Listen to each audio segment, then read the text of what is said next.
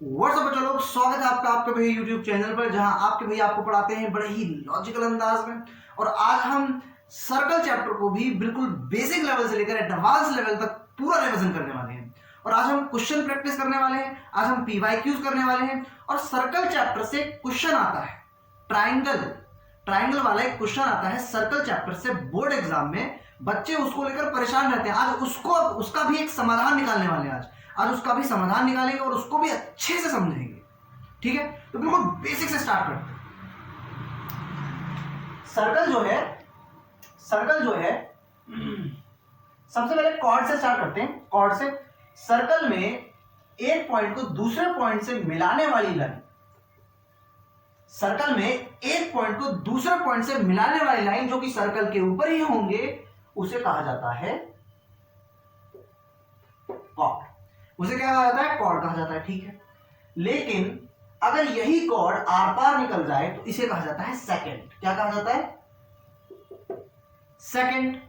इसी तरह एक सर्कल है, ज्यादातर हम इसके बारे में पढ़ने वाले हैं। अब एक सर्कल है, एक सर्कल को छू के, बिल्कुल छू के एक लाइन निकल जाती है, जैसे आप लोगों को कोई छू के निकल जाता है, समझदार हो। तो एक सर्कल को एक लाइन छू के निकल जाती है, तो वो कितने पॉइंट्स पर छूती होगी? सिर्फ एक पॉइंट पर, सिर्फ एक पॉइंट पर छूकर निकलती है। ठीक है, एक लाइन एक सर्कल को एक पॉइंट पर छूकर निकलती है, वो एक पॉइंट पर छूकर निकलती है। ये सर्कल है, ठीक है, बन गया जैसा कि। अब एक पर्टिकुलर पॉइंट पर, सर्कल के एक पर्टिकुलर पॉइंट पर आप कितनी टेंजेंट्स ले सकते हो? देखते हैं कितनी ले सकते हैं। आप किसी भी तरह कोई भी लाइन इस पॉइंट पर, जिस पॉइंट पर ये टेंजेंट जा रही है, ये एपी टेंजेंट, इस जिस पॉइंट से पास कर रही है सर्कल के, उस पॉइंट पर आप कोई भी लाइन और खींचोगे, वो सर्कल के अंदर जाएगी, सर्कल को काटेगी और सेकंड बन जाएगी। क्या बन जाएगी? सेकंड। मतलब कि सर्कल के ऊपर किसी एक पॉइंट पर सिर्फ एक टेंजेंट हो सकती है। कितनी टेंजेंट हो सकती है? सर्कल के किसी एक पॉइंट पर सिर्फ एक टेंजेंट हो सकती है। अच्छा, ये बता कि सर्कल की कितनी टेंजेंट हो सकती है? अरे पागल पिटेगा, एक नहीं हो सकती। सर्कल की टेंजेंट हो सकती है इनफिनाइट, अनंत। क्यों? सर्कल के ऊपर ये जो पॉइंट्स हैं, कितने हैं? इनफिनाइट। यहां भी पॉइंट है, यहां भी पॉइंट है, यहां भी पॉइंट है, यहां भी पॉइंट है, यहां भी पॉइंट है, यहां भी पॉइंट है, और एक पॉइंट जो मैं मार्कर से बना रहा हूं उसके अंदर इनफिनाइटली पॉइंट है। तो टेंजेंट्स इनफिनाइट हो सकती हैं, लेकिन सर्कल के किसी एक पॉइंट पर, सिर्फ एक पर्टिकुलर पॉइंट पर एक टेंजेंट होती है, और एक ही टेंजेंट हो सकती है। ठीक है, अब ये जो टेंजेंट है, सेंटर से अगर उस पॉइंट को, जिस पॉइंट पर टेंजेंट छूकर सर्कल को निकलती है, उस पॉइंट को सेंटर से जोड़ दिया जाए तो ये 90 डिग्री होगा। ये 90 डिग्री होता है, और ये आपकी रेडियस है, ये टेंजेंट है, इसे टेंजेंट कहा जाता है। ठीक है, तो इससे रिलेटेड एक थ्योरम होती है कि भाई अगर दो टेंजेंट किसी एक सर्कल पर एक्सटर्नल पॉइंट, किसी बाहरी पॉइंट से एक सर्कल पर आती हैं, तो वो दोनों बराबर होती हैं। जैसे एक पॉइंट ये है, और ये टेंजेंट ए पॉइंट से, ये वाली टेंजेंट AT और AQ। AT टेंजेंट इस सर्कल पर आ रही है ए पॉइंट से, AQ टेंजेंट इस सर्कल पर आ रही है ए पॉइंट से, तो ये दोनों बराबर होंगी। तो ये जो है, ये भी एक थ्योरम है, और ये जो 90 डिग्री है, ये भी एक थ्योरम है। इसकी सिर्फ स्टेटमेंट यूज आपके सिलेबस में है, बट इसका प्रूफ भी आपके सिलेबस में है। तो इसका प्रूफ देख लेते हैं। इसे लिख लो। ये थ्योरम क्या कह रही है? The lengths of tangents drawn from an external point to a circle are equal. मतलब इस थ्योरम में हमें प्रूफ करना है कि किसी एक सर्कल पर बाहर के किसी पॉइंट से आने वाली दो टेंजेंट्स की लेंथ इक्वल होती है। जैसे ये एक सर्कल है, इस सर्कल पर ये तो हम टेंजेंट ले लेते हैं, इस पॉइंट को टी ले लेते हैं, टी क्यू और टीपी ये सेंटर होता है, इसे भी ज्वाइन कर लेते हैं। ठीक है, ठीक है। अच्छा, ये सेंटर है ओ क्यू और क्यू टी, क्या ये परपेंडिकुलर नहीं होते? क्या ये परपेंडिकुलर नहीं होते? क्यों परपेंडिकुलर क्यों होते हैं भाई? ये भी हमारे क्लास 10th में ही एक थ्योरम है जो कहती है कि भाई रेडियस और टेंजेंट एक दूसरे के परपेंडिकुलर होते हैं, मतलब मिलकर 90 डिग्री का एंगल बनाते हैं। तो इसे शुरू से शुरू करते हैं। हमें क्या क्या दिया हुआ है भाई? गिवन क्या क्या है? हमें गिवन है circle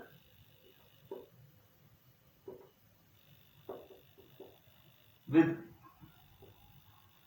centre O, circle with centre O, circle with centre O and OQ perpendicular to QT and OP perpendicular to PT। ठीक है, अब हम लिखेंगे टू प्रूफ। हमें प्रूफ क्या करना है? टू प्रूफ, इस क्वेश्चन में हमें प्रूफ क्या करना है? हमें प्रूफ करना है कि भाई टीपी जो टेंजेंट है, ये टीपी ये इसके इक्वल है, हमें ये प्रूफ करना है। तो QT is equal to PT, ये हमें प्रूफ करना है। तो यहां से सॉल्यूशन शुरू होगा। हम लिखेंगे इन ट्राइंगल, यहां पे हम कंस्ट्रक्शन भी कर सकते हैं। Construction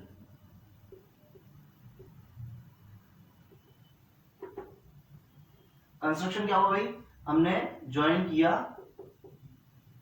join O to T, हमने O को T से ज्वाइन किया। अब ट्राइंगल, इन ट्राइंगल QOT, इस ट्राइंगल में और इस ट्राइंगल में हम इन दोनों ट्राइंगल को कॉन्ग्रुएंट प्रूव करेंगे। QOT and triangle OPT। अब आप यहां नोटिस करोगे OT लाइन इन दोनों ही ट्राइंगल में आ रही है, जो कि कॉमन है। तो OT is equal to OT, जो कि क्या है? कॉमन है। और आपकी OQ लाइन OP के इक्वल है, क्योंकि ये रेडियस है सर्कल की रेडियस है, और रेडियस सारी एक जैसी होती हैं। तो OQ is equal to OP,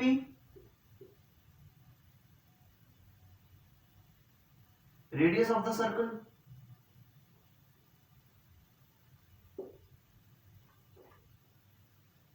radius of the circle. और आपको दिख रहा है एंगल Q और एंगल P ये दोनों ही 90 डिग्री हैं। तो angle Q is equal to angle P, each 90 degree.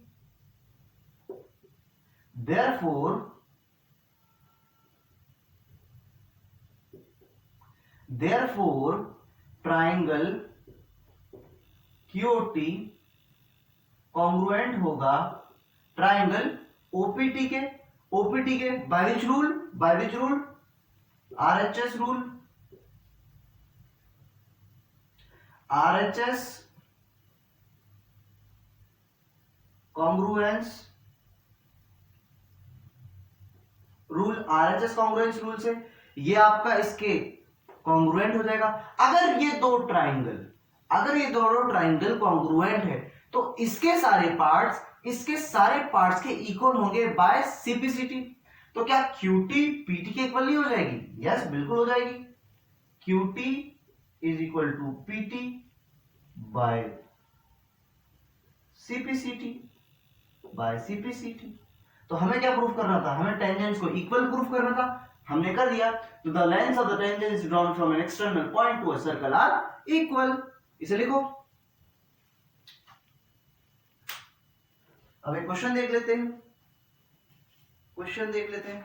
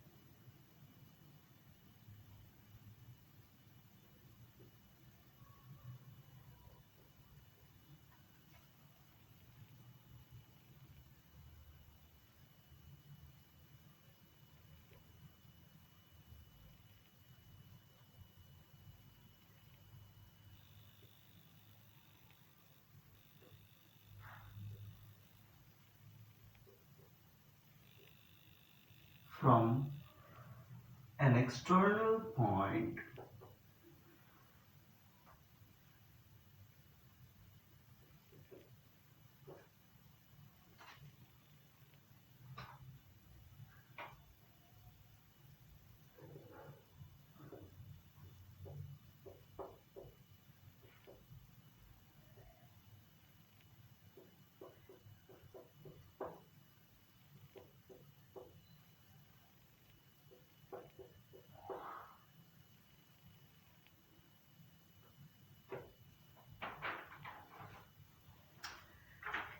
अब ये क्वेश्चन देख लेते हैं। अब ये क्वेश्चन देख लेते हैं।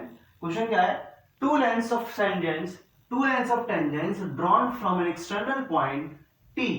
टी पॉइंट से दो टेंजेंट्स बनाई गई हैं। प्रूव दैट एंगल पीटीक्यू मतलब ये वाला एंगल इक्वल होगा 2 टाइम्स ऑफ एंगल ओपीक्यू मतलब इस एंगल का डबल है ये एंगल। हमें प्रूव करना है। तो शुरू से करते हैं। सबसे पहले हमें क्या क्या क्वेश्चन में दिया हुआ है, तो सॉल्यूशन यहां से स्टार्ट करते हैं। क्या क्या दिया हुआ है भाई? क्वेश्चन में क्या क्या गिवन है? क्वेश्चन में हमें गिवन है सबसे पहले ये टी पी और क्यू, ये एक टेंजेंट्स है, तो TP is equal to T Q.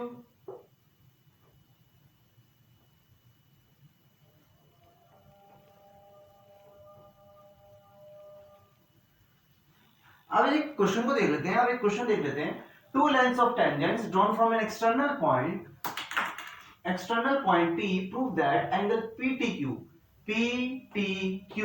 ये angle is equal to 2 times OPQ मतलब कि ये एंगल इस एंगल का डबल है। हमें ये प्रूफ करना है, मतलब कि इसको 2 से मल्टीप्लाई करो और आपको ये एंगल मिल जाएगा। अच्छा, इस एंगल को लेट कर लेते हैं x, इस एंगल को लेट कर लेते हैं x, ठीक है।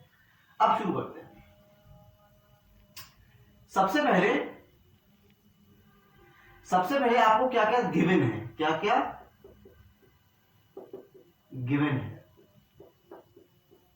आपको क्या क्या गिवन है भाई? हमें मिला हुआ है circle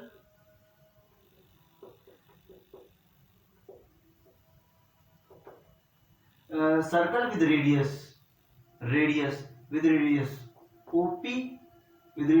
OP chord QP and tangents TP and TQ। हमें ये गिवन है, हमें ये दिया हुआ है, हमें PTQ एंगल इस एंगल का डबल दिखाना है। अच्छा ये बताओ, क्या टेंजेंट्स TP और TQ इक्वल है? हमने एक थ्योरम प्रूफ की थी जस्ट इससे पहले, तो TP is equal to TPU by 10.2 theorem. जो थ्योरम इससे जस्ट पहले हमने सॉल्व की थी वो एनसीईआरटी बुक में 10.2 थ्योरम के नाम से लिखी हुई है। तो आप एग्जाम में भी बाय 10.2 थ्योरम लिख सकते हो। TP is equal to TQ, tangents बराबर होती है। एक्सटर्नल पॉइंट से किसी सर्कल पर बनी हुई दो टेंजेंट इक्वल होती है अगर वो सेम पॉइंट से आई हुई है तो, ठीक है। TP is equal to TQ, तो क्या angle TPQ is equal to PQT नहीं होगा? भाई क्यों होगा? ये एंगल इस एंगल के इक्वल नहीं होगा, ये एंगल इस एंगल के इक्वल नहीं होगा। क्यों होगा भाई? क्योंकि TP साइड और TQ साइड इक्वल है, ये टेंजेंट्स इक्वल है, क्योंकि टेंजेंट्स है सेम पॉइंट से ऑन सेम सर्कल, तो इनके अपोजिट एंगल्स भी इक्वल होंगे ही। तो angles opposite to equal sides are equal. Angles opposite to equal sides are equal, ये इसके इक्वल प्रूफ हो गया। ये क्या हो गया? ये दोनों एंगल क्या हो गए, इक्वल हो गए, क्योंकि इनकी अपोजिट साइड्स भी क्या है, इक्वल है, इक्वल है। तो क्या आप यहां एक चीज नोटिस करोगे, रेडियस से टेंजेंट पर बनने वाला एंगल 90 डिग्री होता है। क्या होता है, 90 डिग्री। क्या होता है, 90 डिग्री, ठीक है। तो क्या मैं लिख सकता हूं angle T P Q plus ये एंगल प्लस क्यूपीओ,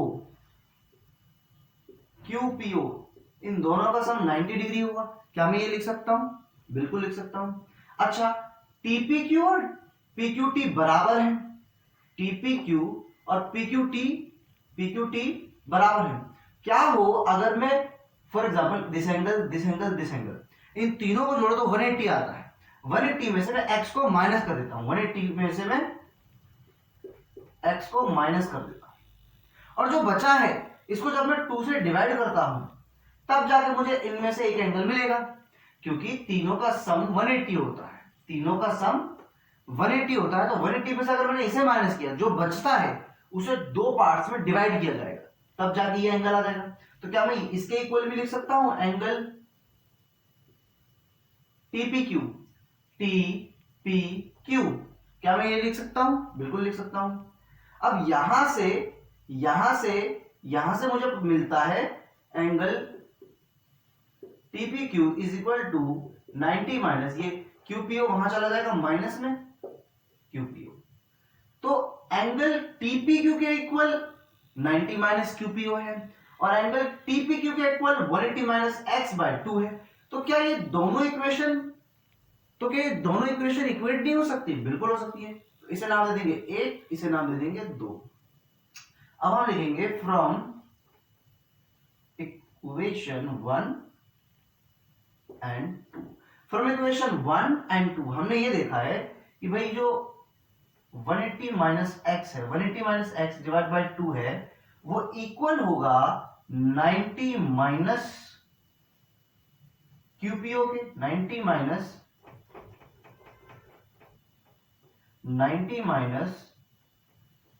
क्यूपीओ के। अब यहां से आप नोटिस करोगे कि ये जब हम इसको सॉल्व करेंगे तो यहां से आ जाएगा आपका 90 माइनस का 1/2 x is equal to 90 minus angle QPO. 2 को इसके साथ एक बार लिखा, 2 को इसके साथ एक बार लिखा। 2 जब 180 के नीचे आएगा तो 2 180 को काट देगा, 2 9 18, तो यहाँ पे ये 90 डिग्री है, ये 90 आ गया। अब 90 यहां भी है और 90 यहां भी है, ये 90 जो कि यहाँ प्लस में वहां जाके हो जाएगा माइनस, तो 90 से 90 हम यहीं डायरेक्ट काट सकते हैं। तो यहां हुआ 1/2 x is equal to minus का एंगल क्यूपीओ, माइनस से minus cancel, x is equal to ये 2 जो डिवाइड में वहां जाके मल्टीप्लाई हो जाएगा एंगल क्यूपीओ। और एक्स एंगल हमने किसको माना था, एक्स एंगल हम लोग किसको लेट किया था, P T Q.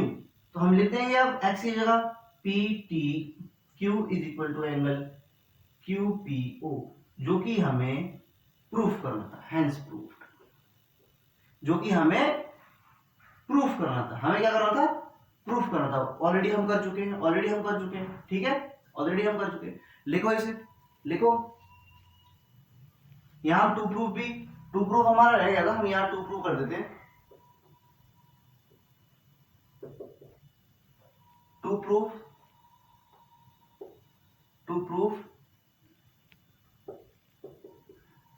PTQ is equal to 2 angle QPO। ये पूरा तामझाम आपका यहां आ जाएगा, ठीक है। चलो लिख लो इसे।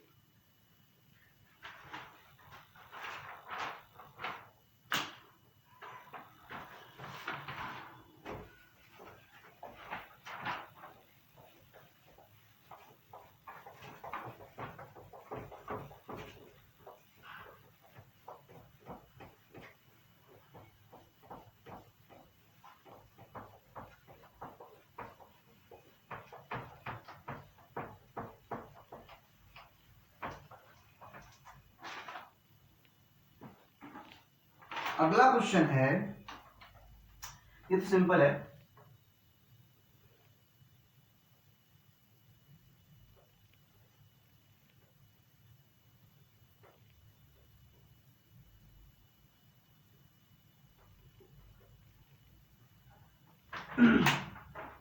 अगर ये एंगल 110 डिग्री है, अगर ये एंगल 110 डिग्री है, तो आपको कैलकुलेट करना है इस एंगल को, आपको बताना है एंगल पी टी क्यू कितना हो। ये एक नंबर में क्वेश्चन आता है बोर्ड एग्जाम में, आपके एनसीईआरटी की बुक में भी एक मार्क में मल्टीपल चॉइस एमसीक्यू के तौर पर है। तो आप देखोगे P T Q O, since P T Q O is a quadrilateral, P T Q O एक क्वाड्रिलेटरल है, तो इसके सारे एंगल्स का सम कितना होना चाहिए 360। तो angle P plus angle Q plus angle T plus angle O is equal to 360 degree. Quadrilateral law, quadrilateral law से अब एंगल P कितना है आपका, मैंने आपको बोला था किसी भी रेडियस से किसी टेंजेंट पर जब टेंजेंट को हम जोड़ते हैं, जिस पॉइंट पर टेंजेंट छू के सर्कल को निकली है, उस पॉइंट को जब सेंटर से जोड़ा जाता है तो 90 डिग्री का बनता है। कितना डिग्री का? 90 डिग्री का।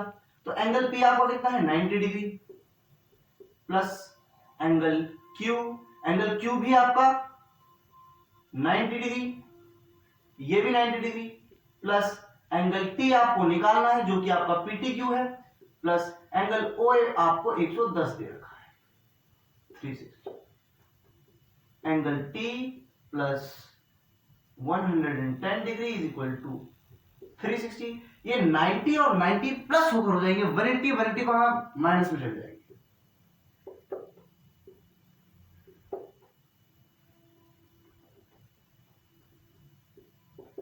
अब आप एक चीज नोटिस करोगे, angle T plus 110 degree is equal to 180 degree. तो इस तरह की सिचुएशन एग्जाम में भी अगर आपके सामने आती है तो आपको इसको और इसको तो 90 लेट कर ही लेना है, 90 ही होता है। इस एंगल और इस एंगल को जोड़ने पर आपका 180 आएगा। क्या आएगा?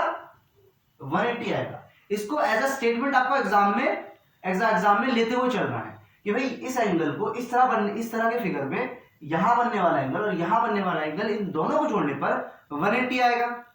ठीक है, तो यहां से आप एंगल टी निकालते हैं। एंगल टी का क्या नाम है? P T Q is equal to, ये प्लस का 10 वहां जाके माइनस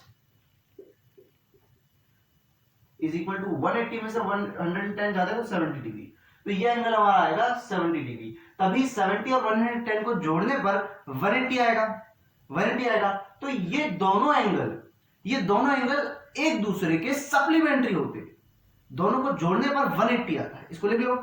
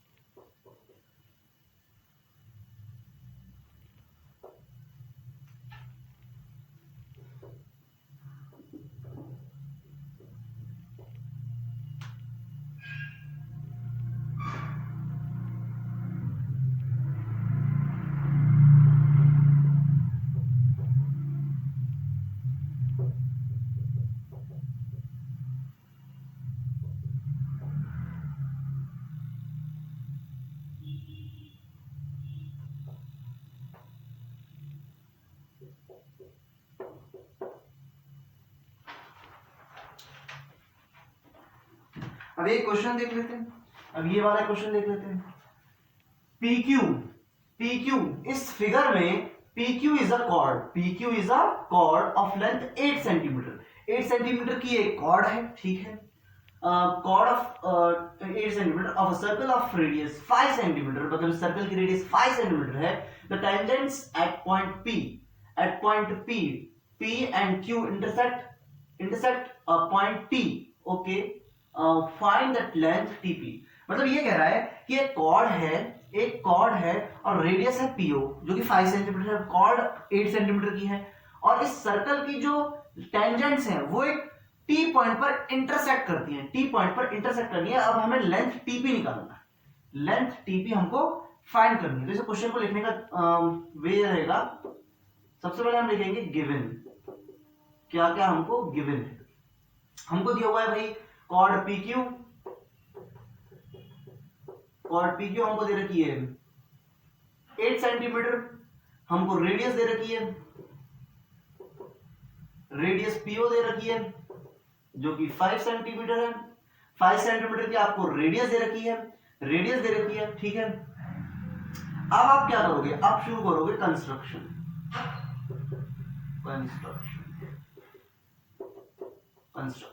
अब कंस्ट्रक्शन आप क्या करोगे, आप पॉइंट T को O से ज्वाइन करोगे, join point T to O। हम पॉइंट T को O से ज्वाइन कर देंगे, अच्छा ट्राइंगल P, इस पॉइंट को नाम दे देते हैं पॉइंट K नहीं R देते हैं, पॉइंट R। अब आप नोटिस करोगे ट्राइंगल PRO, क्या ट्राइंगल PRO में हम पाइथागोरस लगा सकते हैं, क्योंकि ये एंगल 90 डिग्री होता है, हमें पता है सेंटर से कॉर्ड को बराबर टुकड़ों में डिवाइड करता है और ये एक 90 डिग्री का एंगल होता है। तो ट्राइंगल PRO में हम पाइथागोरस लगा सकते हैं इस तरीके से, PO square is equal to PR square plus RO square, इस तरीके से। अब PO जो है आपकी 5 है, 5 का स्क्वायर हो जाएगा इज इक्वल टू PR आपकी ये पूरी लाइन 8 है, तो जस्ट PR आपकी 4 होगी, क्योंकि सेंटर से परपेंडिकुलर कॉर्ड पर जो होता है वो उससे बराबर पार्ट्स में बाइसेक्ट करता है। तो PR भी आपकी 4 सेंटीमीटर होगी, तो आप PR की जगह रख सकते हो 4 प्लस PO। RO की बात कर रहे हैं, RO हमें निकालना ही है। तो 5 का स्क्वायर आपका होता है 25, 4 का होता है 16 प्लस RO स्क्वायर, तो यहां 25 माइनस 16 RO स्क्वायर काटा तो यहां रूट लगता है, तो यहां आ गया 25 में 16 है 9 इज इक्वल टू RO, और आपकी RO आ जाती है 3 सेंटीमीटर। RO आ जाती है 3 सेंटीमीटर। आपकी ये लेंथ 3 सेंटीमीटर आ चुकी है, 3 सेंटीमीटर आ चुकी है। अब आप एक चीज नोटिस करोगे कि इस ट्राइंगल और इस ट्राइंगल, आपका triangle in triangle PRO, in triangle PRO and triangle TRP, इन दोनों ही ट्राइंगल को चेक करो, एक ट्राइंगल है आपका PRO और एक ट्राइंगल है आपका TRP। इस पॉइंट पे जाने से पहले मैं आपको कुछ करवाना चाहता हूं, आप पहले इधर आ जाओ। आपको इन दोनों ट्राइंगल को सिमिलर प्रूफ करना है, ताकि इनकी साइड्स का प्रोपोर्शनलिटी लगाकर आप TP को निकाल सको। लेकिन उसके लिए इसके दो एंगल के बराबर होना चाहिए डबल ए प्रॉपर्टी के लिए। तो 90 डिग्री तो यहां मिल गया, एंगल PRO में एक एंगल 90 डिग्री है, दूसरा TRP ट्राइंगल में ये एंगल भी 90 डिग्री है, तो एक एंगल हमें मिल चुका है। दूसरे की बात करें तो दूसरा हम ये एंगल इस एंगल के इक्वल प्रूफ कर सकते हैं। कैसे? इस तरीके से। सबसे पहले इन दोनों एंगल को ये रेडियस से टेंजेंट टेंजेंट के पॉइंट को जब हम जोड़ते हैं तो ये 90 डिग्री होता है। तो इन दोनों का सम हम लिख सकते हैं TPR angle TPR plus angle RPO।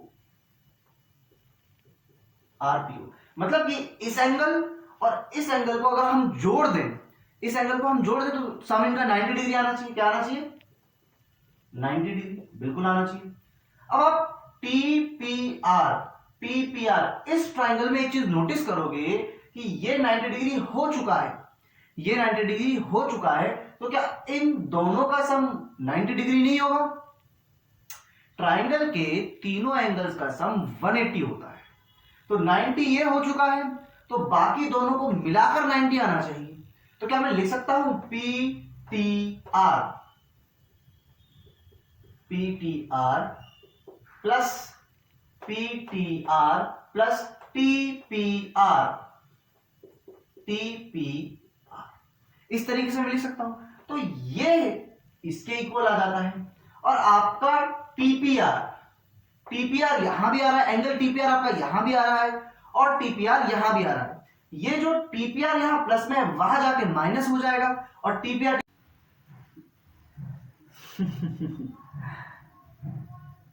इसके आगे का जो वीडियो था वो डिलीट हो गया, तो इसे दोबारा रिकॉर्ड करना पड़ रहा है। तो हम कहां थे? Angle TPR plus RPO, angle TPR और RPO को जोड़कर 90 डिग्री आएगा। TPR ये वाला एंगल और ये वाला एंगल, इनको जोड़कर 90 डिग्री आएगा। फिर PTR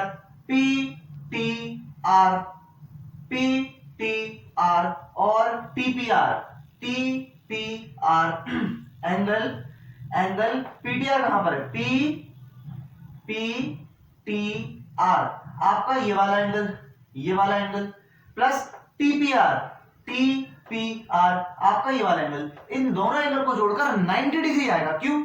क्योंकि ये वाला इस ट्राइंगल में ये 90 डिग्री है, ये 90 डिग्री है, तो बाकी दोनों मिलाकर 90 डिग्री आने चाहिए। इसके अलावा बाकी दोनों 90 होने चाहिए ना, क्योंकि तीनों का सम 180 होता है। तो ये अकेला 90 डिग्री है, तो इन दोनों को जोड़कर 90 डिग्री आएगा। और TPR ये वाला और ये वाला और ये छोटा वाला, इन दोनों को मिलाकर भी 90 डिग्री आएगा। क्यों? क्योंकि OP रेडियस है और ये टेंजेंट पर उस पॉइंट पर मिलती है जिस पॉइंट पर टेंजेंट सर्कल को छूकर निकल रही है। तो ये एंगल भी 90 डिग्री होगा, ये एंगल भी 90 डिग्री होगा। तो TPR यहां भी आ रही है आपकी, TPR यहां भी आ रही है, ये कैंसिल आउट हो जाएगी, ये कैंसिल आउट हो जाएगी। तो एंगल RPO इक्वल हो जाएगा आपके एंगल PTR, कुछ इस तरीके से। अब यहां पर आ जाओ, ट्राइंगल PRO कहां है? Triangle PRO and TRP। सबसे पहले एंगल PRO में angle PRO is equal to angle TRP में आपका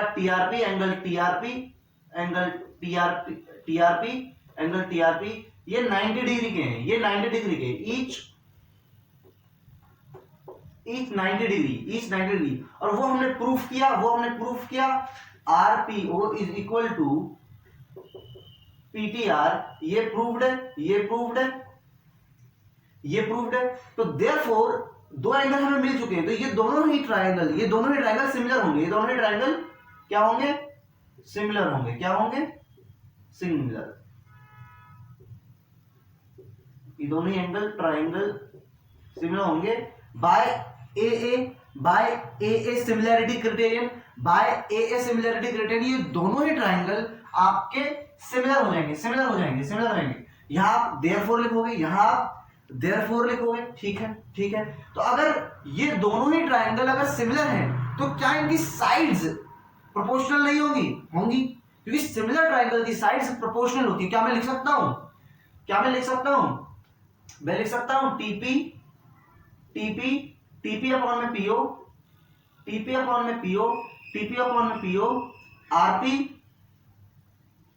RP या PR अपॉन में RO।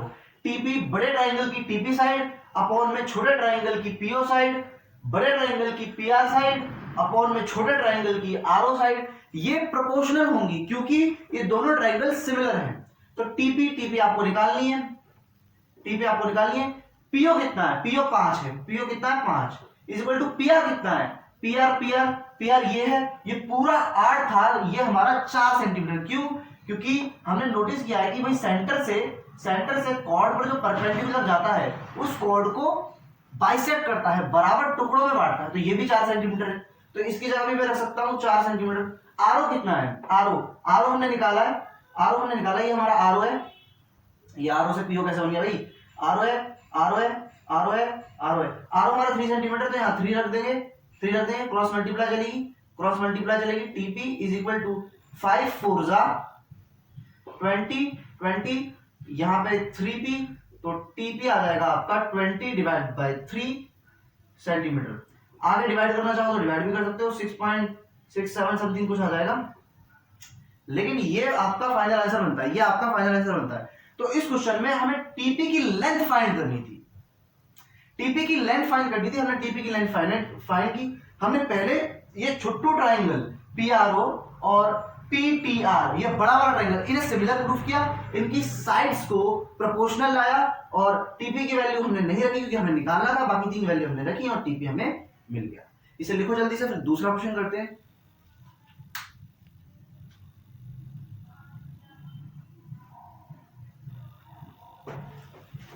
ये नया क्वेश्चन है। क्वेश्चन क्या कह रहा है, prove that the tangents drawn at the ends of a diameter of a circle are parallel. मतलब कि एक सर्कल में डायमीटर जो है, डायमीटर के एंड में जो टेंजेंट्स होंगी वो एक दूसरे के पैरेलल होंगी, ये साबित करो। फॉर एग्जांपल, ये आपका सर्कल है, ये रही एक टेंजेंट आपकी, और ये रही एक टेंजेंट, और ये AB ये डायमीटर है, ये लाइन है P Q, ये लाइन है Q R। अच्छा, हमें साबित करना है ये जो डायमीटर है इसके एंड पॉइंट्स पर जो टेंजेंट्स हमने ली हैं वो क्या है, वो पैरेलल है। अच्छा बच्चों, एक चीज नोटिस करो कि क्या ये 90 डिग्री नहीं होगा, ये एंगल 90 डिग्री, क्योंकि रेडियस से टेंजेंट के उस पॉइंट को मिलाने पर, जिस पॉइंट पर टेंजेंट सर्कल को छू कर निकलती है, 90 डिग्री होता है। थ्योरम में हमारी स्टेटमेंट है। सिमिलर सेम वे से इसे भी, ये हमारा OAQ, ये भी हमारा 90 डिग्री हो जाता है, ये भी हमारा क्या हो जाता है 90 डिग्री हो जाता है। तो क्या मैं लिख सकता हूं angle QBO is equal to angle OAQ। इसको हम डिफरेंट ले लेते हैं, कुछ इसको T ले लेते हैं, QBO नहीं TBO। तो हाँ, ऊपर वाले के लिए QBO ही है। QBO इक्वल होगा एंगल TAO के, ये क्या है ईच 90 डिग्री। अच्छा बच्चों, इस तरीके से क्रॉस में कौन से एंगल बराबर होते हैं? ऑब्वियसली अल्टरनेट एंगल बराबर होते हैं, बट ये लाइन पैरेलल नहीं है। अगर ये लाइन इस लाइन के, इस टेंजेंट, ये टेंजेंट इस टेंजेंट के अगर पैरेलल नहीं है तो ये अल्टरनेट एंगल बन कैसे सकते हैं? चूंकि यह अल्टरनेट एंगल बन रहे हैं, इसका मतलब TR लाइन पैरेलल है TQ लाइन के। तो हम लिखेंगे since angle QBO and angle TOA are alternate angles such that QBO is equal to TOA, और ये क्या है अल्टरनेट एंगल्स। सो ये तभी हो सकता है जब PQ लाइन आपकी पैरेलल हो TR लाइन के, PQ लाइन TR लाइन के पैरेलल हो। तो हमने साबित किया the tangents drawn at the ends of a diameter of a circle are parallel. मतलब ये डायमीटर के एंड पॉइंट्स पर ली गई टेंजेंट जो सर्कल को छू कर निकल रही हो वो पैरेलल होगी। Is that clear? देखो इसे, अगला क्वेश्चन।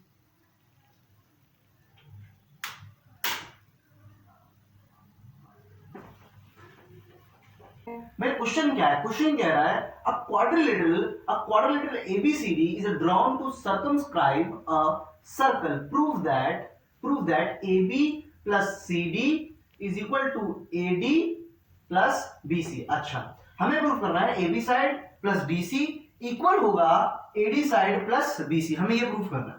तो सॉल्यूशन स्टार्ट करते हैं। सॉल्यूशन के हिसाब से सॉल्यूशन शुरू करने से पहले हमें इन पॉइंट्स को नाम देना ज्यादा जरूरी है। कौन से पॉइंट्स? ये पॉइंट्स, ये पॉइंट्स, ये पॉइंट्स, ये पॉइंट्स।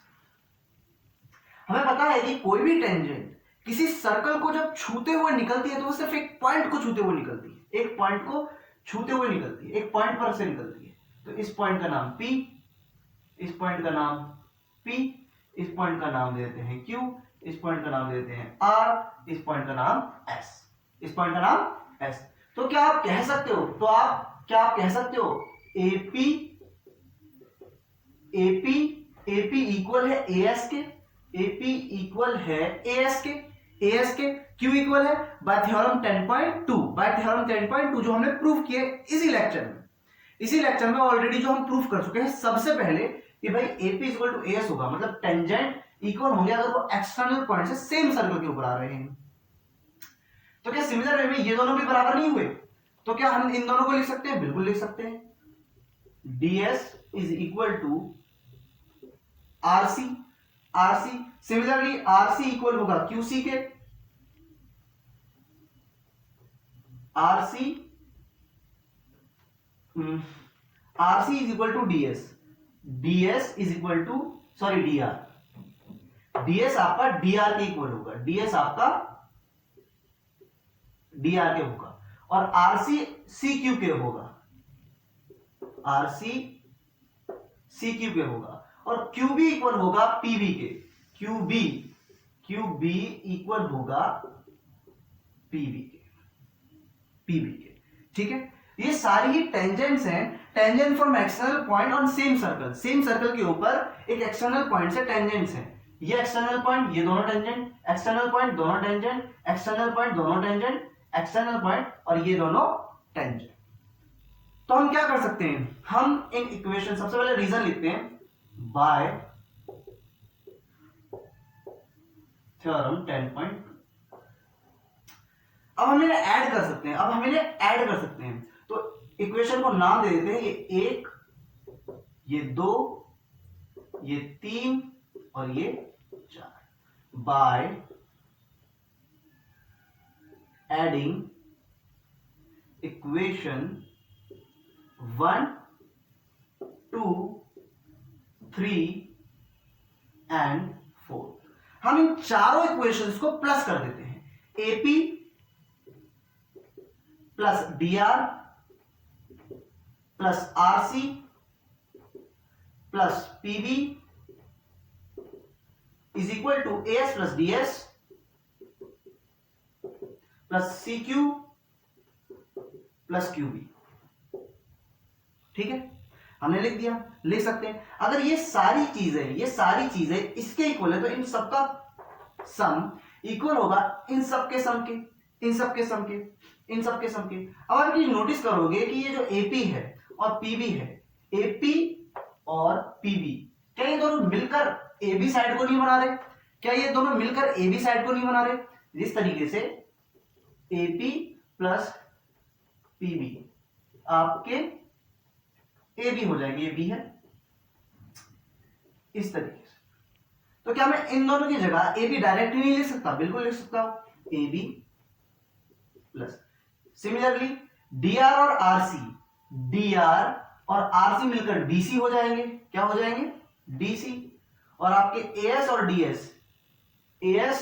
DS मिलकर हो जाएंगे AD। क्या हो जाएंगे? AD प्लस CQ और QB मिलकर हो जाएंगे आपके BC, कुछ इस तरह से। और हमें ये प्रूफ करना था, हमें ये प्रूफ करना था। ठीक है, लिखो इसे।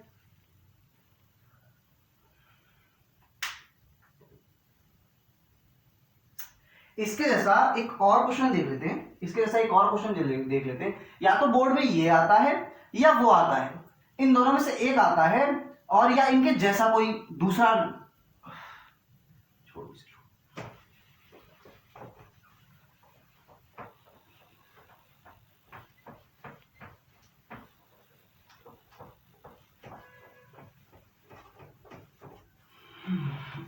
लेते हैं, अभी क्वेश्चन देख लेते हैं। क्वेश्चन क्या है भाई? क्वेश्चन है prove that the parallelogram circumscribing a circle is a rhombus. तो जो पिछला क्वेश्चन हमने किया था ये बिल्कुल उसके जैसा है, 90% बिल्कुल उसी के जैसा है, बस एक स्टेप और ऐड ऑन होगा और आपका रोम्बस प्रूफ हो जाएगा। फिर भी इसको कर लेते हैं एक बार प्रैक्टिस के तौर पर, एग्जाम में क्योंकि आता है ये।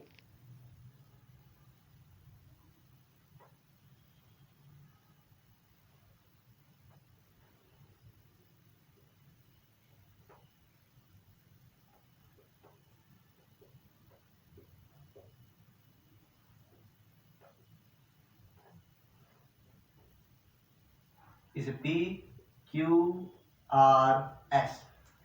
तो बिल्कुल पुराने अंदाज में, पुराने तरीके से, जो पिछला क्वेश्चन हमने किया था इससे जस्ट पहले वाला क्वेश्चन। तो prove that the parallelogram circumscribing a circle is a rhombus. तो इसमें भी आपको गिवन में क्या लिखना है? गिवन में क्या लिखना है? पैरेललोग्राम है तो आपकी AB साइड इक्वल होगी आपकी DC साइड के, और आपकी AD साइड इक्वल होगी BC साइड के। सेम बिल्कुल पुराना वाला तरीका है जो इससे जस्ट पहले वाले में हमने किया है। चलो शुरू करते हैं। तो सबसे पहले आप लिखोगे AP is equal to AS, फिर SD is equal to DR, SD is equal to DR, फिर RC is equal to CQ, फिर आपकी BQ, फिर आपकी BQ होगी PB के, BQ इक्वल होगी PB के। क्यों है भाई? ये सब बराबर क्यों है भाई? बाय थ्योरम 10.2 इसलिए बराबर, क्योंकि ये टेंजेंट्स है for external point on same circle. ठीक है, तो इन सबको ऐड कर लो, इसे नाम दे दो एक, बिल्कुल पुराने तरीके से। By adding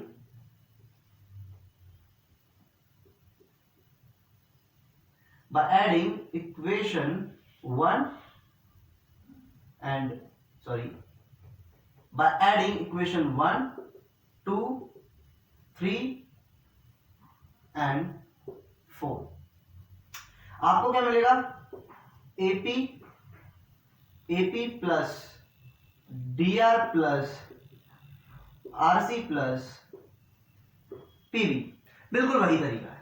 AS plus SD plus CQ plus BQ। अब क्या करना है बच्चों? बताओ दोस्तों, क्या करना है? बताओ जल्दी क्या करना है? आपका जो AP है और PB है जुड़कर बन जाएंगे AB, और आपका DR और RC मिलकर बन जाएंगे DC, और AS और SD यहां पर जो AS है और SD मिलकर बन जाएंगे AD, और CQ और BQ मिलकर बन जाएंगे आपके BC। पर आपको गिवन है कि भाई AB साइड DC के इक्वल है, AB साइड DC के इक्वल है, तो क्या आप DC की जगह AB नहीं लिख सकते? बिल्कुल लिख सकते हैं। और साइड, अब AB साइड यहां DC AB के बराबर, यहां दिया हुआ है ना DC AB के बराबर है, तो हमने DC की जगह यहां पर AB लिख दिया, DC की जगह हमने यहां पर AB लिख दिया। तो क्या हम AD की जगह, ये जो AD है, AD की जगह हम BC नहीं लिख सकते, क्योंकि AD BC के इक्वल है, BC के इक्वल है, तो ये BC प्लस BC हो जाएगा। भैया हमने क्यों किया? हमने इसलिए किया क्योंकि AB इक्वल था DC के और AD इक्वल था BC के, हमने इसीलिए इनको ऐसे किया। तो AB हो जाएंगे आपके 2AB, और BC हो जाएंगे आपके BC हो जाएंगे आपके 2BC, और 2 से 2 कैंसिल हो जाएगा, आपका AB इक्वल आ जाएगा आपके BC के। हमें तो रोम्बस प्रूफ करना है, तो आप यहां से आप क्या ले सकते हो, AB इक्वल टू BC आपका AD के इक्वल है, तो आप यहां AD लिख सकते हो। AB आपका BC के इक्वल है, तो आप यहां ये लिख सकते हो, जो कि हमें प्रूफ करना था, इसमें भी हमने 2 प्रूफ छोड़ दिया। 2 प्रूफ आप यहां लिख सकते हो, 2 प्रूफ। रोम्बस की सारी साइड्स इक्वल होती है ना, इसीलिए। तो AB is equal to BC is equal to CD is equal to DA, ये होता है 2 प्रूफ, जो कि आपको यहां लिख देना है। कहां लिख देना है, यहां पर, ठीक है। 2 प्रूफ आपका AB is equal to BC is equal to CD is equal to DA हो गया, जो कि हम प्रूफ कर चुके हैं। तो therefore the parallelogram circumscribing a circle is a rhombus. Therefore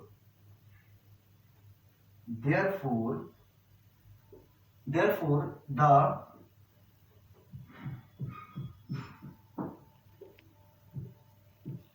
parallelogram circumscribing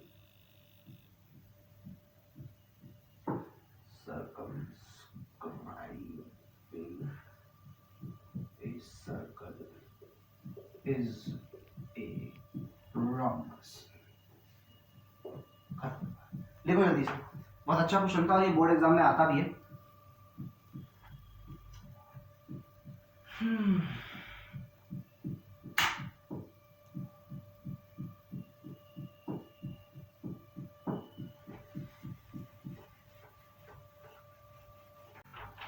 अब एक क्वेश्चन देख लेते हैं, सबसे इंपॉर्टेंट क्वेश्चन है ये, सर्कल चैप्टर का सबसे इंपॉर्टेंट क्वेश्चन है, सबसे इंपॉर्टेंट, जो बोर्ड एग्जाम में काफी टाइम से आ चुका है और ये बच्चों को काफी कम समझ में आता है, बट आज इसको अच्छे से समझ लेंगे और ये बोर्ड एग्जाम में डायरेक्टली आता है, एज इट इज आता है। ये मोस्ट इंपॉर्टेंट क्वेश्चन, ये क्या है, most important question, most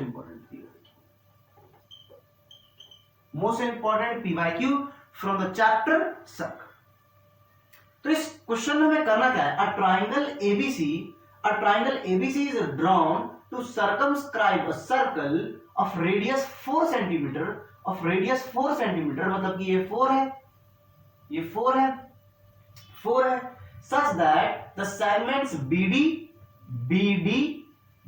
and DC into which BC is divided by the point of contact D are of length 8 centimetre and 6 centimetre respectively, मतलब कि आपकी BD 8 सेंटीमीटर है, BD आपकी यहां से यहां ये 8 सेंटीमीटर है, और 6 सेंटीमीटर है आपकी DC बची हुई बाकी 6 सेंटीमीटर है respectively. Find the sides AB and AC, हमें ये फाइंड करना है, हमें AB निकालनी है और AC निकालनी है, AB साइड निकालनी है और AC साइड निकालनी है, हमें ये निकालना है। तो सबसे पहले सवाल शुरू करने से पहले, सॉल्यूशन शुरू करने से पहले हम गिवन लिख देते हैं। What is given? गिवन दिया हुआ है आपको OD is equal to 4 centimetre, CD is equal to 6 centimetre and BD is equal to 8 centimetre, 8 centimetre. अब हम इसमें कंस्ट्रक्शन करेंगे, क्या करेंगे, क्या कंस्ट्रक्शन होगा भाई?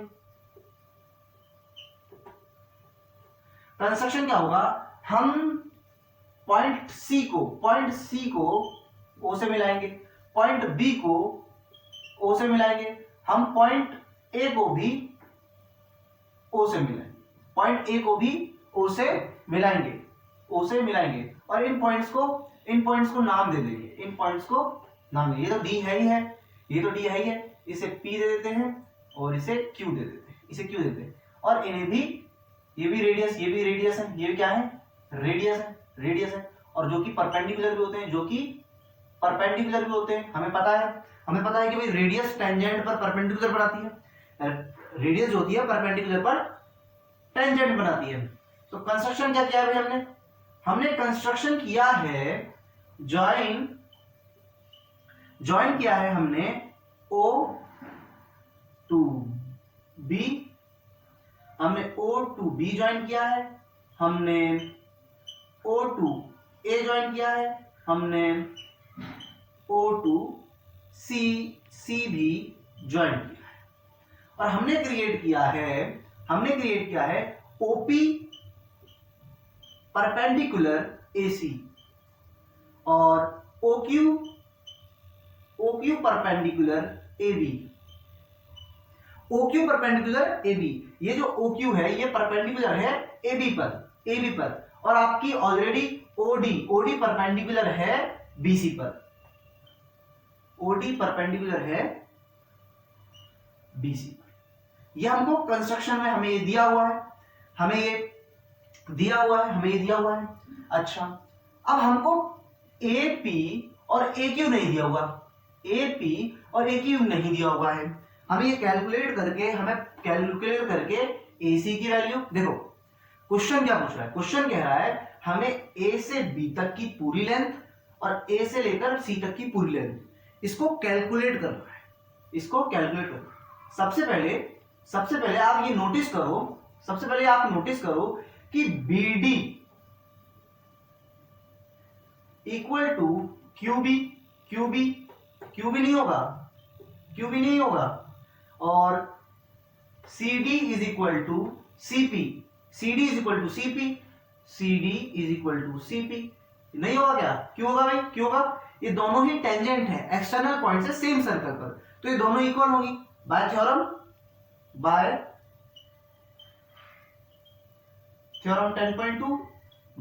10.2 और आपकी जो ये BD है ये 8 सेंटीमीटर है, तो QB भी 8 सेंटीमीटर होगी, QB भी 8 होगी, और ये भी 6 होगी, ये भी क्या होगी 6 होगी, ठीक है। तो QB आपकी 8 सेंटीमीटर है, CP आपकी 6 सेंटीमीटर है, ये हमको समझ में आया। बाकी रह गया AP और AQ, ये हमें नहीं पता है, तो हम लेट कर लेते हैं, let AP is equal to AP is equal to AQ is equal to X। अच्छा, AP और AQ बराबर क्यों होंगे, AP और AQ भी बराबर होंगे क्योंकि ये भी एक्सटर्नल पॉइंट से सेम सर्कल पर दोनों टेंजेंट हैं, तो ये दोनों ही बराबर होंगे बाय थ्योरम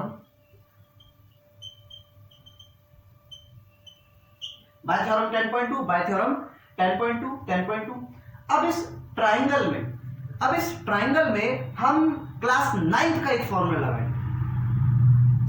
क्लास 9th में हम ट्राइंगल का एरिया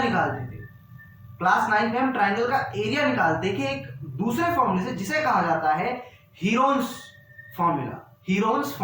तो यहां भी हम ट्राइंगल का एरिया निकालने की कोशिश करेंगे हीरोन के फॉर्मूले से। अब हीरोन का फॉर्मूला क्या होता है, हीरोन के फॉर्मूले में अगर आपको ट्राइंगल का एरिया निकालना है तो एरिया ट्राइंगल ABC हमें अगर कैलकुलेट करना है तो हमें ये रखना पड़ेगा,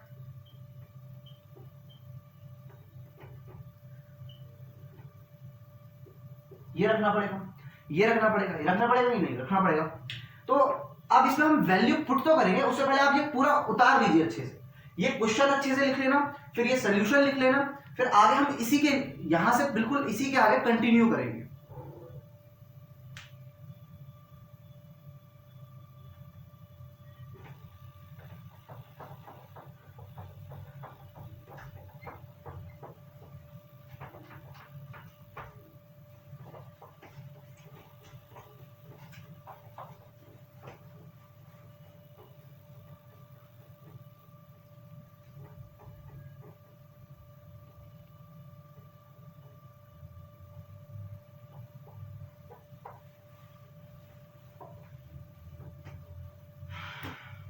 अब इसे आगे कंटिन्यू कर लेते हैं, इसे आगे कंटिन्यू कर लेते हैं। हमने यहां तक कर लिया था, हमने यहां तक कर लिया था, हमने यहां तक कर लिया था, ठीक है। अब इसे आगे कंटिन्यू कर लेते हैं। तो यहां से यहां तक ये आपका x जो हमने लेट किया था, ये आपका x जो हमने लेट किया था, जो हमने लेट किया था, जो हमने लेट किया था, जो हमने लेट कर लिया था, ठीक है। ये कंफ्यूजन क्रिएट कर रहा है। अब आप लिखिए AC साइड क्या है, what is the length of AC। AC है आपकी x प्लस 6 सेंटीमीटर। AB क्या है आपकी, AB साइड है आपकी x प्लस 8 सेंटीमीटर। और BC साइड तो आपको पता ही है, BC है आपकी 8 सेंटीमीटर प्लस 6 सेंटीमीटर 14 सेंटीमीटर। तो इस तरह हमें फॉर्मूले में वैल्यूज पुट करने के लिए पहले s चाहिए होगा। What is s? s क्या होता है भाई? s होता है तीनों साइडों को जोड़ दो, और 2 से डिवाइड कर दो। ये क्लास 9 में हमने पढ़ा है। तो यहां पे पहली साइड क्या है? पहली साइड है आपकी s प्लस 6, दूसरी साइड है आपकी x प्लस 8, तीसरी साइड है आपकी 14 डिवाइडेड बाई 2। तो यहां से x और x हो जाएंगे 2x, 6 और 8 हो जाएंगे 14, 6 और 8 हो जाएंगे 14, 14 और 14 हो जाएंगे 28 डिवाइड बाई 2। तो 2 यहां से हम कॉमन निकाल लेंगे, बचेगा आपका x प्लस 14 डिवाइड बाई 2, 2 से 2 कैंसिल, तो आपका s निकल कर आता है x प्लस 14। हमारा s आ गया, हमारा s आ चुका है। अब हम वैल्यूज पुट कर देंगे, चलो। तो area of triangle ABC, s क्या है हमारा भाई? s है हमारा x प्लस 14। फिर आपका आता है s की जगह आएगा आपका s plus 14 again, 14 minus a क्या है आपका? a आपने माना था पहली साइड को, x प्लस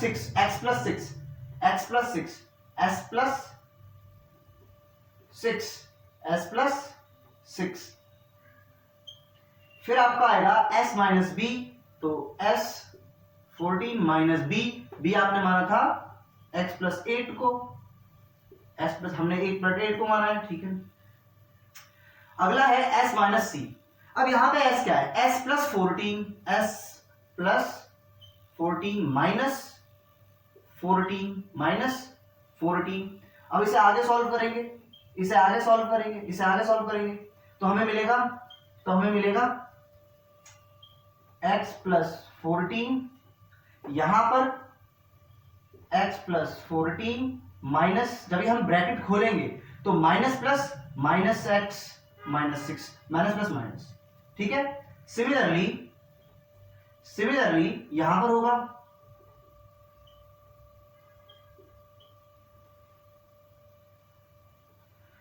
14 में से 14 जाएगा, यहां सिर्फ x बचेगा, सिमिलरली आगे बढ़ेंगे तो x प्लस 14 यहां पर आएगा आपका।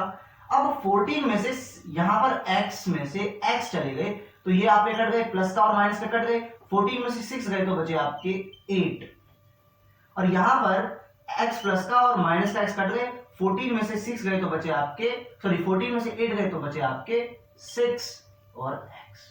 यहां तक हमने कर लिया। अब आप इसको मिटा दो, आप इसको नोट कर लो, मैं मिटा देता हूं, फिर यहां सॉल्व करेंगे।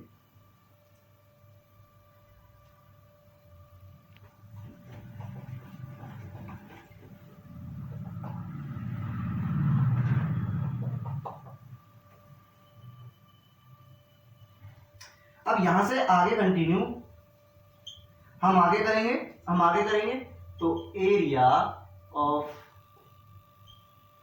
ABC इज इक्वल टू अभी तक हम क्या कर चुके हैं, x प्लस 14, 8 एंड 6x। अब इस क्वेश्चन ने हमसे AB और AC पूछा था, AB और AC पूछा गया था। तो AB आपकी आती है 15 सेंटीमीटर और AC आपकी आती है 13 सेंटीमीटर।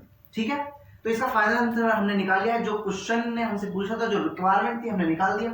ठीक है, इसको नोट करो, इसको नोट करो। और ये बोर्ड एग्जाम में डायरेक्टली उठकर आता है क्वेश्चन। ये क्वेश्चन बोर्ड एग्जाम में डायरेक्टली उठकर आता है, एज इट इज उठकर आता है। तो इसको तो कर लेना, ये पिछले कई सालों में आ चुका है और इस साल भी हाई चांस है कि ये बोर्ड एग्जाम में आपको दिख जाएगा, बोर्ड एग्जाम में आपको दिख जाएगा, बोर्ड एग्जाम में आपको दिख जाएगा। तो अच्छे से इसको बार बार रिवाइंड करके आप देखो, रिवाइंड करके आप देखो और अच्छे से समझो इसको कि किस तरीके से आप AB और AC की लेंथ निकालते हो। इसको रफ करते हैं एंड देन नेक्स्ट क्वेश्चन करते हैं, जो वो भी बहुत इंपॉर्टेंट है, जो नेक्स्ट हम करने वाले हैं।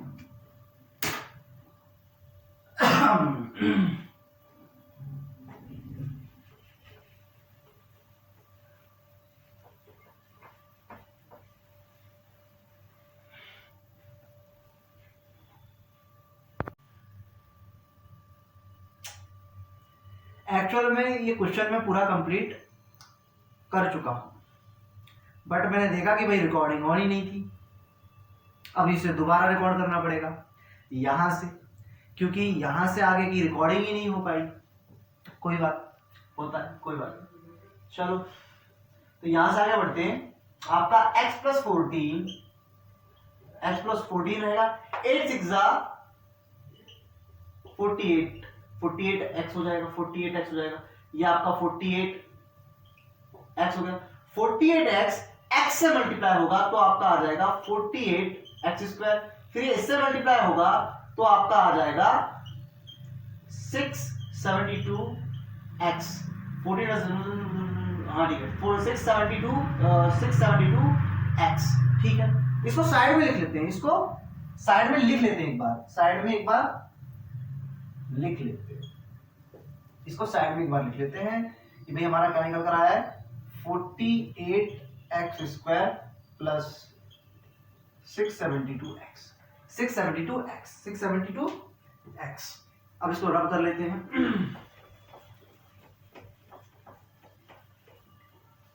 अब इस ट्राइंगल में आप देखो, इस ट्राइंगल में आप देखो, हम 3 टुकड़ों में डिवाइड करेंगे इस ट्राइंगल को, 3 टुकड़ों में डिवाइड करेंगे इस ट्राइंगल को, 3 टुकड़ों में। पहला टुकड़ा होगा आपका COB, triangle, area of triangle COB। COB क्या है आपका? COB एक ट्राइंगल है, COB एक ट्राइंगल है और ट्राइंगल का एरिया आप इस फॉर्मूले से भी निकाल सकते हो, 1/2 base into height, 1/2 base into height. तो 1/2 बेस क्या है आपका? बेस है आपका 6 + 8 = 14। हाइट क्या है आपकी? हाइट OD, जो कि आपकी रेडियस है 4 सेंटीमीटर, रेडियस है आपकी 4 सेंटीमीटर। 2 1 जा 2 2 जा, 2 से 14 को मल्टीप्लाई किया, 28 सेंटीमीटर स्क्वायर। ये आ गया एरिया ऑफ COB। इसी तरह COB के बाद अब हम निकालेंगे BOA का area. BOA, area of BOA 1/2। भाई इसका बेस क्या है? इसका बेस है आपका AB आपका बेस है। बेस क्या है? x प्लस 8 और आपकी हाइट क्या है? OQ, जो कि इस सर्कल की रेडियस है 4 सेंटीमीटर। OQ भी तो इस सर्कल की रेडियस है ना भाई, तो ये 4 है तो ये भी 4 होगा। बस 2 1 जा 2 2 जा, 2 को x से मल्टीप्लाई करा 2x आ गया, 2 को 8 से मल्टीप्लाई करा 16 आ गया। तो यहां से ये एरिया निकल कर आया आपका, यहां से ये एरिया निकल कर आया आपका। इसके बाद एरिया AOC 1/2। इस केस में इस ट्राइंगल में आपका बेस क्या है? AC क्या है? इस ट्राइंगल में आपका बेस AC है और हाइट फिर से पी ओ जो कि रेडियस है। तो आपका AC क्या है? AC है आपका x+6 मल्टीप्लाई में हाइट क्या है आपकी? हाइट है 4 सेंटीमीटर। क्या है? 4 सेंटीमीटर। 2 1 जा 2 2 जा 2 2 को x से मल्टीप्लाई करा 2x, 2 को 6 से मल्टीप्लाई 2 6 12 12, ये आपका आ गया सेंटीमीटर स्क्वायर। Centimetre square. अच्छा बच्चों ये बताओ कि ये इन तीन ट्राइंगल्स का एरिया है COB, BOA और AOC। ये आपके पूरे ट्राइंगल का एरिया है जो हमने हीरोन के फॉर्मूले से निकाला है। ये आपके पूरे ट्राइंगल का एरिया है। तो क्या इन तीनों छोटे ट्राइंगल को जोड़कर आपका पूरा ट्राइंगल नहीं बन रहा? AOB, BOC, COA, इन तीन ट्राइंगल को जोड़ दो आप तो पूरे ट्राइंगल का एरिया आ जाएगा। पूरे ट्राइंगल का एरिया आ जाएगा। तो क्या मैं लिख सकता हूं? Area COB plus area BOA plus area AOC। Area AOC इन सबको जब आप प्लस करोगे तो एरिया ट्राइंगल ABC आ जाएगा। ट्राइंगल ABC आ जाएगा। आगे की कंटिन्यू करते हैं, लिखो इसे।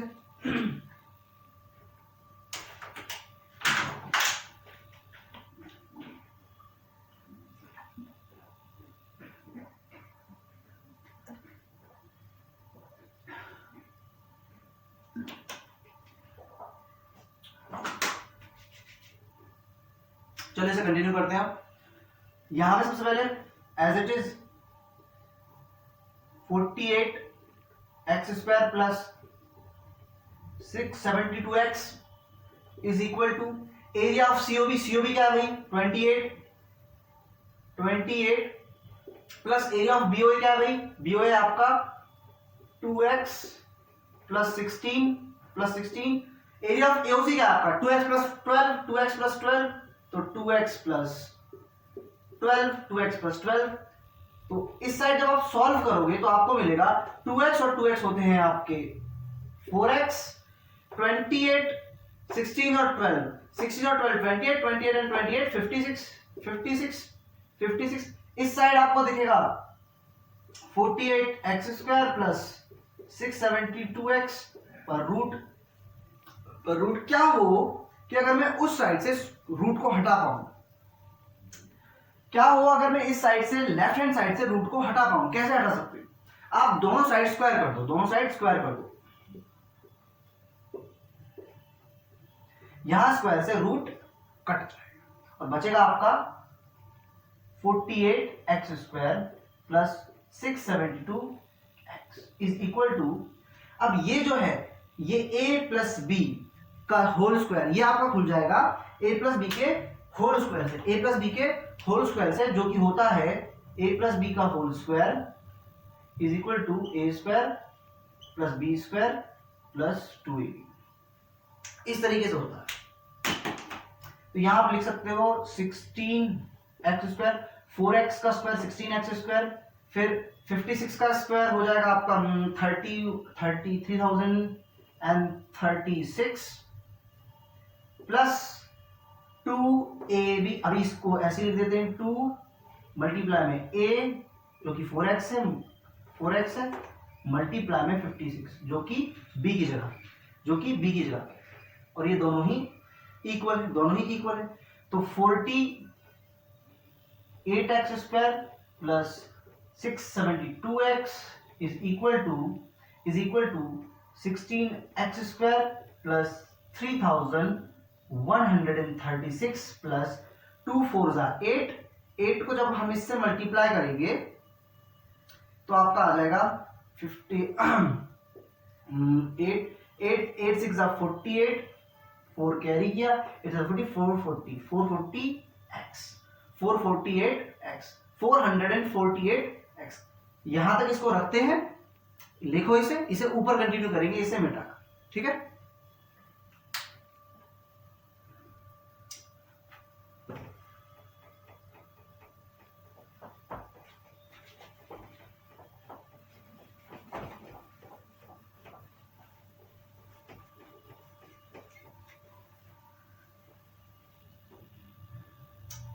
अब इसे कंटिन्यू करते हैं।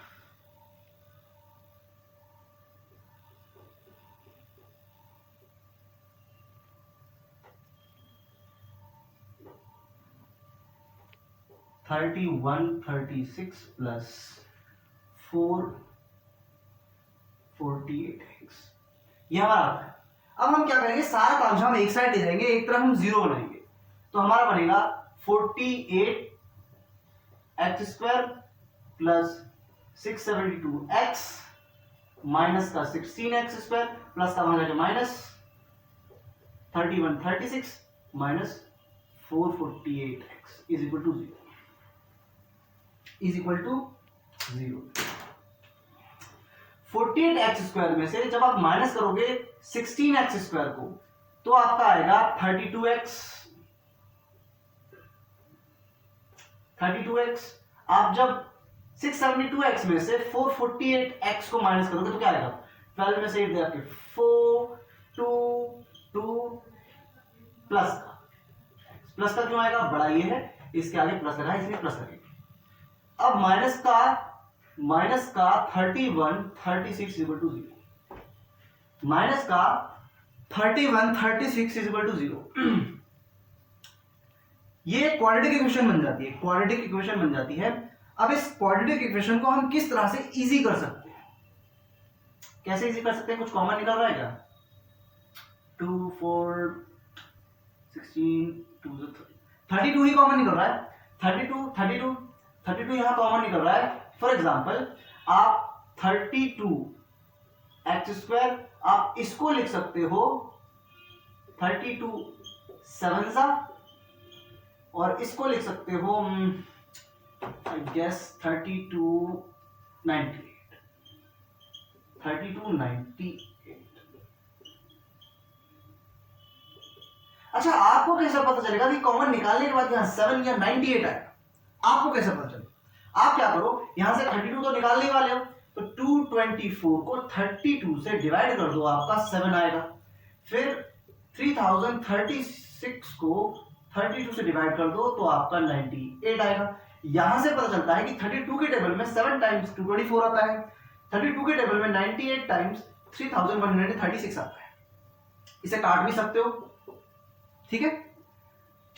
अब 32 हम निकाल लेंगे कॉमन, 32 क्या करेंगे हम कॉमन निकाल लेंगे। चलो 32 कॉमन निकालने के बाद यहां बचता है x² प्लस 32 कॉमन निकालने के बाद यहां बचता है 7x माइनस 32 कॉमन निकालने के बाद यहां बचता है 98 इज इक्वल टू 0।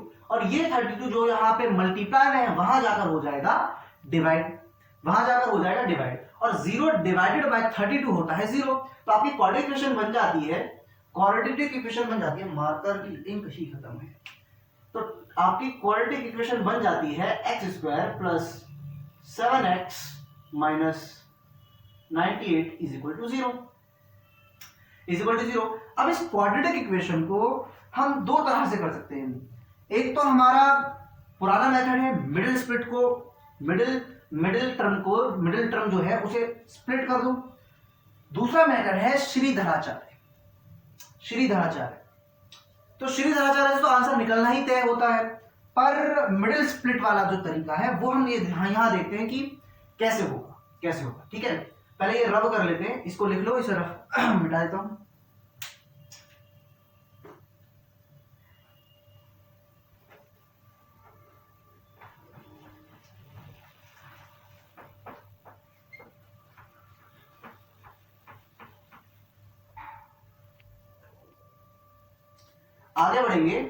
आगे बढ़ेंगे तो पहली को इससे मल्टीप्लाई करेंगे तो आपको आएगा 98x²। ठीक है, ये रफ काम है।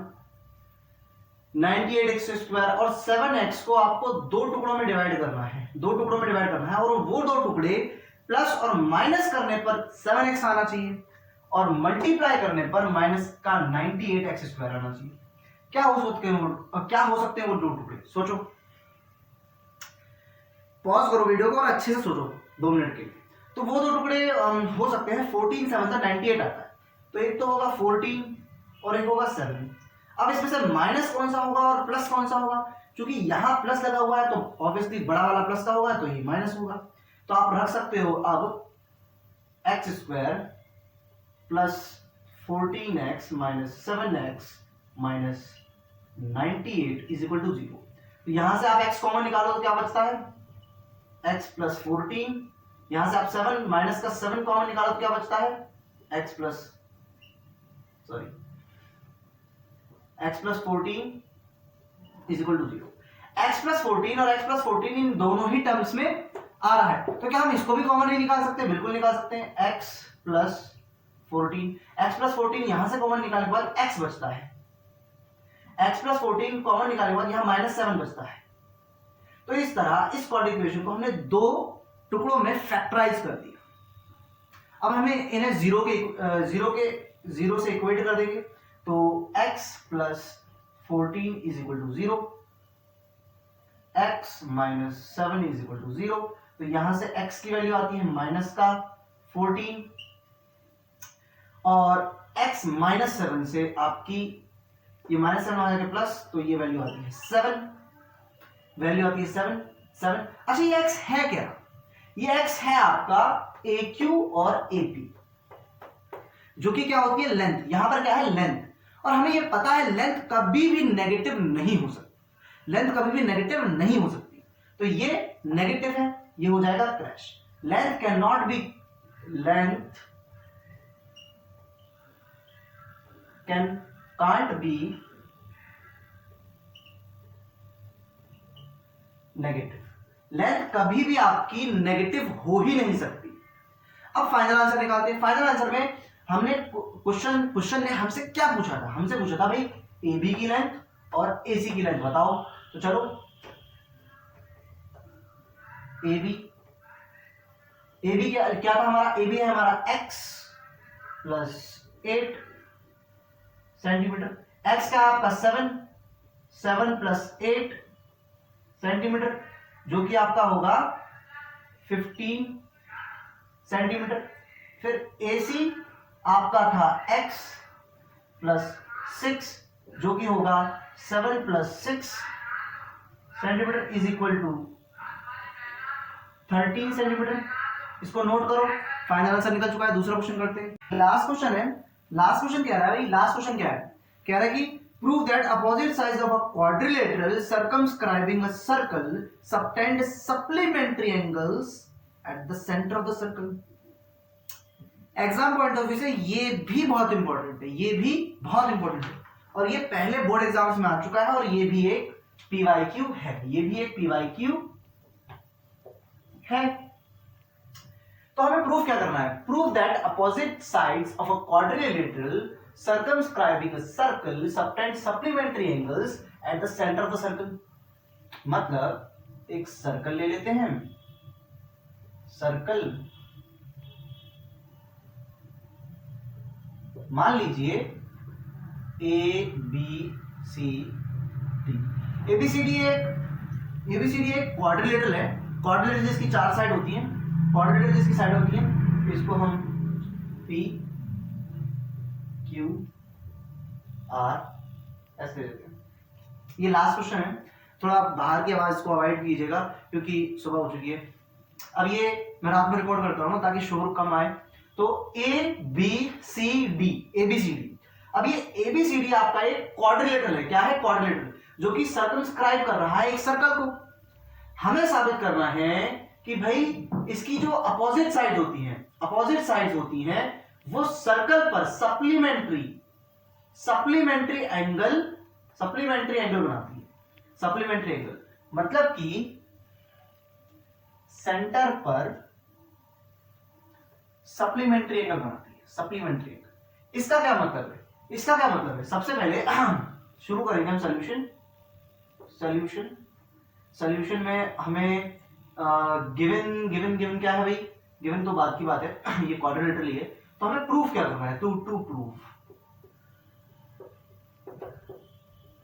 प्रूफ सप्लीमेंट्री एंगल्स बनाती हैं इसकी अपोजिट साइड। हमें ये प्रूफ करना है, मतलब कि ये साइड ये एंगल बनाती है, ये साइड ये एंगल बनाती है, तो ये दोनों एंगल मिलकर सप्लीमेंट्री एंगल, हमें ये साबित करना है।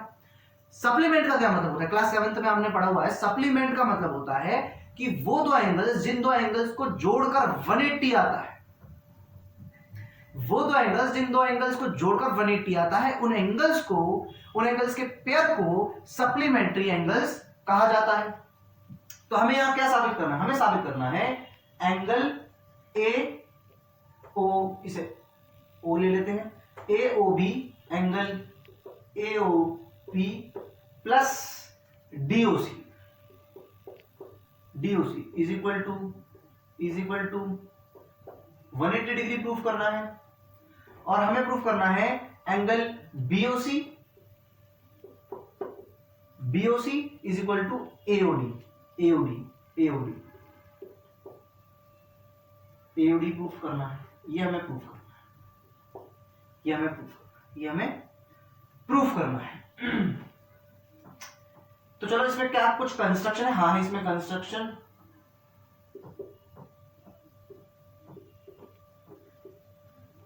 क्या है भाई,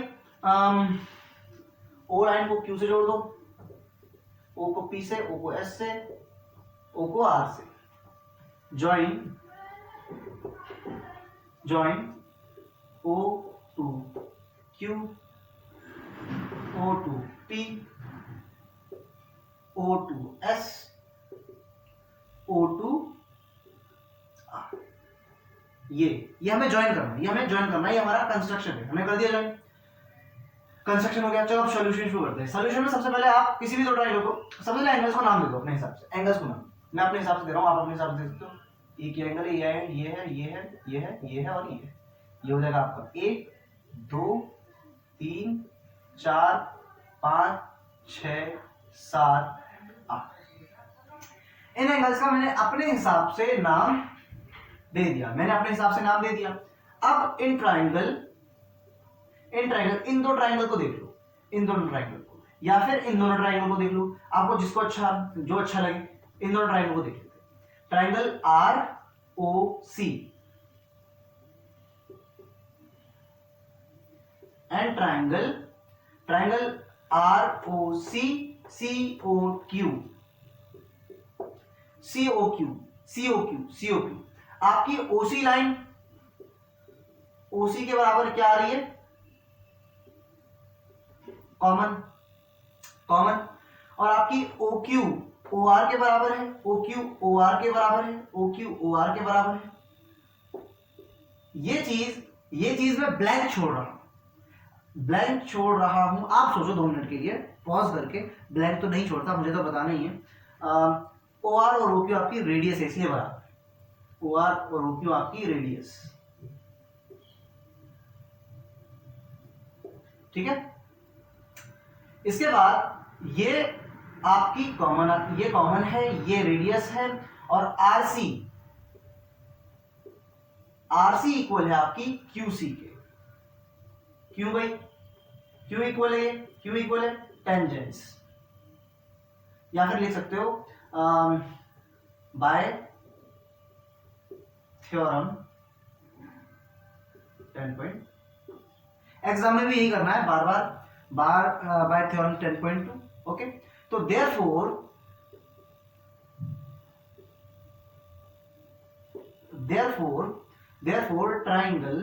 ट्राइंगल आरओसी कॉन्ग्रुएंट हो जाएगा ट्राइंगल सीओक्यू के, ट्राइंगल आरओसी कॉन्ग्रुएंट हो जाएगा सीओक्यू के by SSS congruence, by SSS congruence rule, और एंगल 1 इक्वल हो जाएगा एंगल 2 के बाय सीपीसीटी, एंगल 1 एंगल 2 के इक्वल हो जाएगा बाय सीपीसीटी। अच्छा, जिस तरीके से हमने आर ओ सी ये ट्राइंगल है और ओ सी क्यू ये ट्राइंगल है, इन दोनों को कॉन्ग्रुएंट प्रूफ किया और एंगल 1 को एंगल 2 के इक्वल कर दिया बाय सीपीसीटी। तो क्या इस तरह हम इस ट्राइंगल को इस ट्राइंगल के कॉन्ग्रुएंट करके 3 और 4 को 5 और 6 को 7 और 8 को इक्वल नहीं कर सकते? बिल्कुल कर सकते। तो हम डायरेक्टली लिखेंगे, ऐसे क्वेश्चन में हम डायरेक्टली लिखते हैं सिमिलरली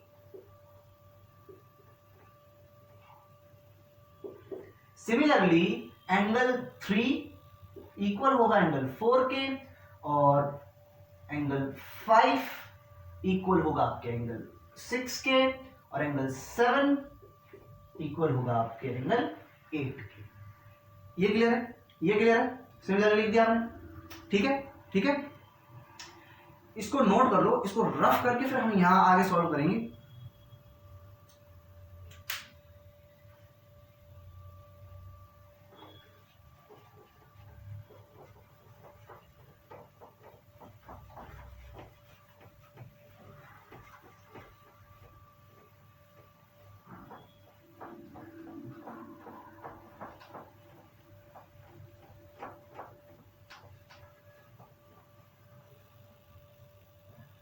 अच्छा बच्चों, एक चीज बताओ कि किसी एक पॉइंट पर जो पूरा राउंड होता है उसका सम क्या होता है, उसका टोटल वैल्यू क्या होती है एंगल की? 360 डिग्री। ठीक है, तो क्या सारे एंगल को अगर हम सम कर लें तो 360 आना चाहिए? बिल्कुल। तो क्या हम लिख सकते हैं angle 1, angle 2, angle 3, angle 4, angle 5, angle 6, angle 7, angle 8 is equal to 360 degree. क्यों भाई? क्यों भाई? Value of angle on a point, value of angle on a point. ठीक है, ठीक है, ठीक है। तो एंगल 1 जो है, वो एंगल 2 के इक्वल है। एंगल 1 जो है एंगल 2 के इक्वल है। तो क्या मैं एंगल 1 की जगह एंगल 2 रख सकता हूं? एंगल 1 जो है वो एंगल 2 के इक्वल है। किसके इक्वल है? एंगल 2 के इक्वल है। तो क्या मैं एंगल 1 की जगह एंगल 2 लिख सकता हूं? बताओ, बताओ जल्दी, बताओ जल्दी। बिल्कुल लिख सकता हूं। एंगल 2 प्लस एंगल 2, एंगल 3 जो है एंगल 4 के इक्वल है। एंगल 3 जो है एंगल 4 के इक्वल है। तो एंगल 4 की जगह बी में एंगल 3 लिख सकता हूं क्या? बिल्कुल लिख सकता हूं। अब एंगल 6 आपका एंगल 5 के इक्वल है। एंगल 6 और 5 इक्वल है। एंगल 6 और 5 इक्वल है। तो क्या मैं एंगल 6 की जगह एंगल 5 नहीं लिख सकता, या एंगल 5 की जगह एंगल 6 नहीं लिख सकता? बिल्कुल।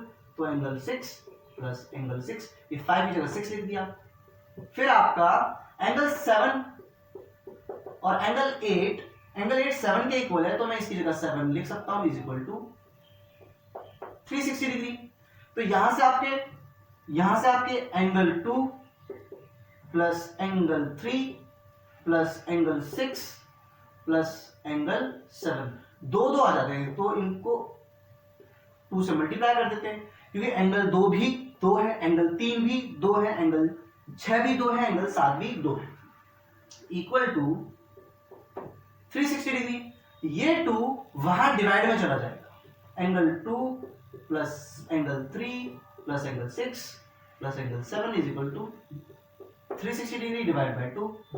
ये आ जाएगा आपका 180 degree. 180 degree.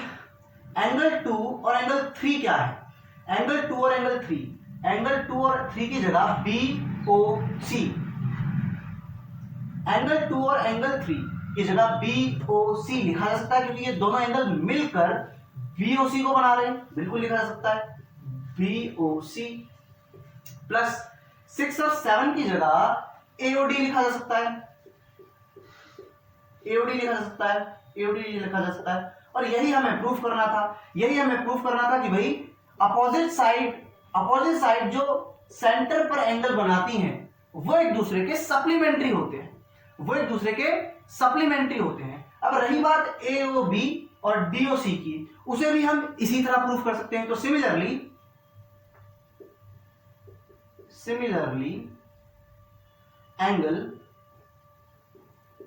BOC plus AOB आपका हो जाएगा 180 डिग्री, कुछ इस तरह से। और यही चीज हमें प्रूफ करनी थी कि भाई जो एक क्वाड्रिलेटरल है, जो सर्कल को सर्कमस्क्राइब करता है, उसकी अपोजिट साइड सेंटर पर सप्लीमेंट्री एंगल बनाती है। सप्लीमेंट्री का मतलब होता है दो एंगल जिन एंगल को जोड़ करके 180 आता है। तो ये साइड यहां, ये साइड यहां और ये साइड यहां, ऐसे ये एंगल्स बनाती है और इन दोनों एंगल्स को जोड़कर 180 आता है। तो ये हमारा लास्ट क्वेश्चन था। तो मेरे हिसाब से सर्कल के लिए आप पूरी तरह से प्रिपेयर हैं। अगर आपने ये लेक्चर अच्छे से देखा है, पूरी तरह से प्रिपेयर है, और अब एग्जाम जो आपका होने वाला है उसके लिए अच्छे से तैयारी कीजिए, अच्छे से तैयारी कीजिए।